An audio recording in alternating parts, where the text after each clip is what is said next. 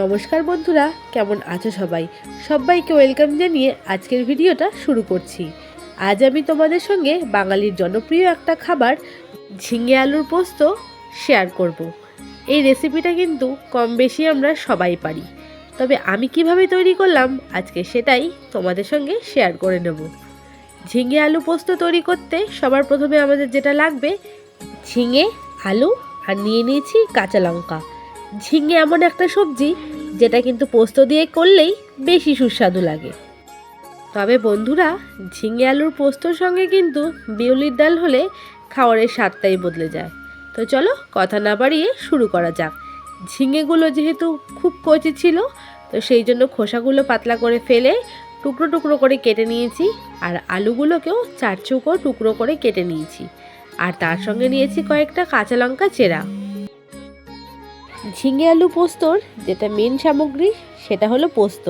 তো নিয়ে নিয়েছি পোস্ত আর কয়েকটা কাঁচা লঙ্কা। তো পোস্তগুলোকে আমি এবার মিক্সিতে অল্প জল দিয়ে পেস্ট করে নেব। তোমরা চাইলে কিন্তু পোস্ত দানাগুলোকে 10 মিনিট জলে ভিজিয়েও পেস্ট করতে পারো।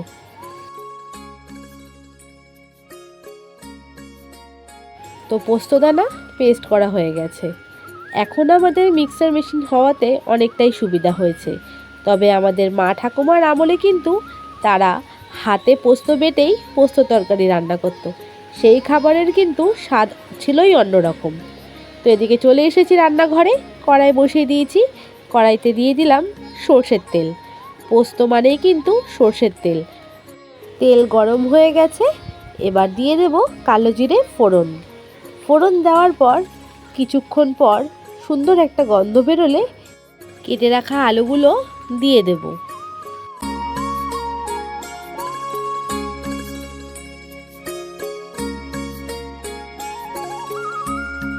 এবার আলুগুলোকে বেশ কিছুক্ষণ ভালো করে ভেজে নেব। আজকাল যা গরম পড়েছে বন্ধুরা, দুপুরের খাবারের মেনুতে যদি থাকে এরকম ঝিঙে আলু পোস্ত আর তার সঙ্গে বিউলির ডাল কিংবা আম দিয়ে টক ডাল, তাহলে কিন্তু আর কিছুরই দরকার নেই।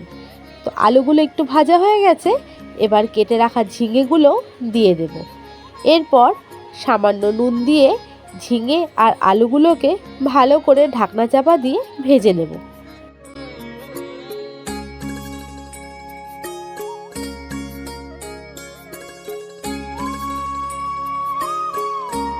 বেশ কিছুক্ষণ ভালো করে নাড়াচাড়া করে ঢাকনা চাপা দিয়ে দিলাম। 5 থেকে 7 মিনিট ঢাকা দিয়ে লো ফ্লেমে রান্না হওয়ার পর দেখলাম বেশ খানিকটা ঝিঙে থেকে জল বেরিয়েছে।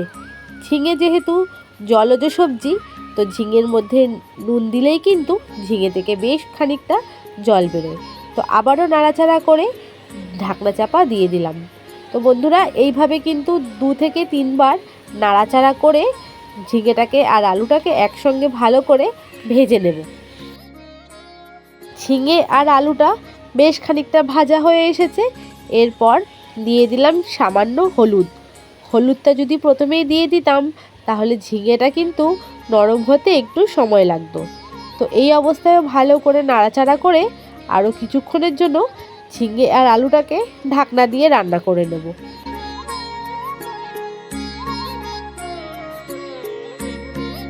তো মোটামুটি আমাদের ঝিঙে আর আলু ভালোভাবে নরমও হয়ে গেছে, আর বেশ খানিকটা জলও কিন্তু শুকিয়ে এসেছে। এরপর বেটে রাখা পোস্তগুলো ঝিঙে আর আলুর মধ্যে দিয়ে দেব। আমি এই রান্নায় কোনো চিনি ব্যবহার করিনি। তোমরা চাইলে কিন্তু সামান্য স্বাদ বদলের জন্য চিনি দিতেই পারো। দিয়ে দিলাম পোস্ত। এবার ভালো করে পোস্ত দিয়ে ঝিঙে আলুকে একসঙ্গে কষিয়ে নেব। এই সময় গ্যাসের ফ্লেমটাকে কিন্তু মিডিয়ামে রাখবো।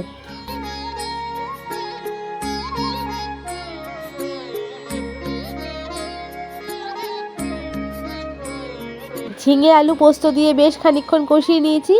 এরপরে দিয়ে দিলাম সামান্য কাশ্মীরি লঙ্কা গুঁড়ো। এটা আমি রঙের জন্য দিয়েছি, তোমরা চাইলে অ্যাভয়েড করতে পারো। তবে কাঁচা লঙ্কা যেহেতু অনেকগুলো বেটে দিয়েছিলাম, এই জন্য ঝাল লঙ্কার গুঁড়ো কিন্তু আমি একদমই ব্যবহার করিনি।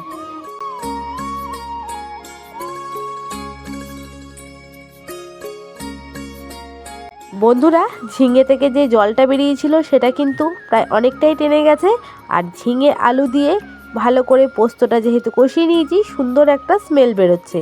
তো মিক্সারের মধ্যে যে পোস্তটুকু লেগেছিল তার মধ্যে অল্প জল দিয়ে সেই জলটুকুই দেব, এর বেশি জলের ব্যবহার করব না।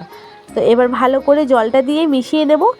বেশ খানিকক্ষণ টকবগিয়ে ফুটলেই আমাদের ঝিঙে আলুর পোস্ত কিন্তু একদম রেডি হয়ে যাবে।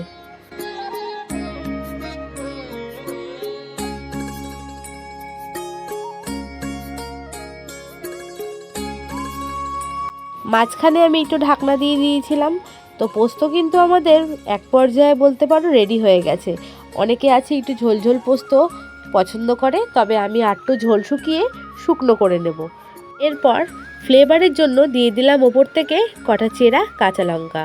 তো বন্ধুরা, জল কিন্তু অনেকটাই শুকিয়ে এসছে আর পোস্তও প্রায় শুকনো হয়ে এসেছে। এরপর ওপর থেকে দিয়ে দেব আমি সামান্য কাঁচা সর্ষের তেল।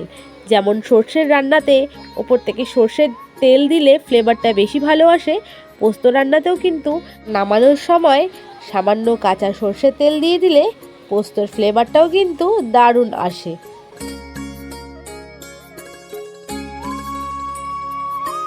তো বন্ধুরা, পোস্ত রান্না কিন্তু আমাদের একদম রেডি। এবার আমি কিছুক্ষণের জন্য রেস্টিং টাইমে রেখে দেব, দিয়ে সার্ভ করে নেব।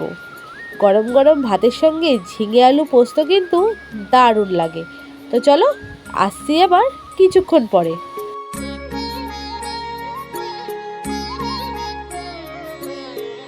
কি বন্ধুরা, আর কিসের অপেক্ষা? তো চলো খেতে বসে পড়ি। নিয়ে নিই সঙ্গে গরম গরম ভাত আর ঝিঙে আলু পোস্ত। তোমাদের এই রেসিপিটা বন্ধুরা কেমন লাগলো অবশ্যই কমেন্টের মাধ্যমে জানিও। আবারও দিয়ে দিলাম ওপর থেকে সামান্য কাঁচা সর্ষের তেল।